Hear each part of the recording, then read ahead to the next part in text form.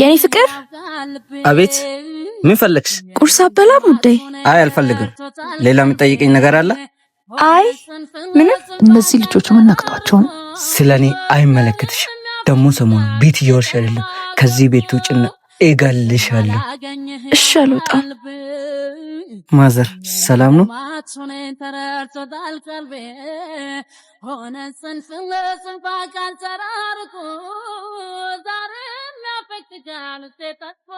ልጄ ምን ሆናችሁ ነው? አይ ምንም፣ ትንሽ አለመግባባት ነው። ልጄ እኔም እንደናትሽ ነኝ። ምን ሆነሽ ነው? ሳትደብቂ ንገሪ። አይ ማዘር ተውኝ እስቲ።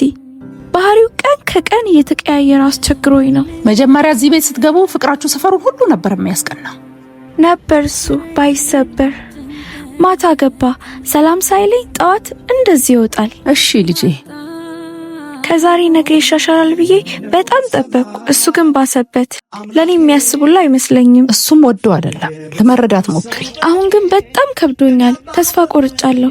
አንድ አማራጭ ብቻ ነው ያለኝ። ምንድነው እሱ? ራሴን ለማጥፋት። ምን? የኔ ፍቅር ይሄን ያህል በድዬሻለሁ? በጣም ይቅርታ የኔ ፍቅር። ሰሞኑን ስራ ተበላሽቶብኝ ልክ አልነበርኩም። በጣም ይቅርታ ልጆቼ። የተበላሸውን ስራ ፈጣሪ ያስተካክለዋል። አንተ አንዳንድ ነገር ያስለመድካትን ነገር አንተም አድርግላት። ሌላም ነገር አንቺም ደግሞ ተሸካከሙ፣ ተቀባበሉና ሰው ከተቀባበለና ከተሸካከበ በኋላ ሁሉም ቀላል ይሆናል። ነገሮች ደግሞ ነገ ሌላ ናቸው፣ ይቀየራሉ። ታገሽ። ካሁን በኋላ ምንም ነገር ቢመጣ ካንቺ አይበልጥ።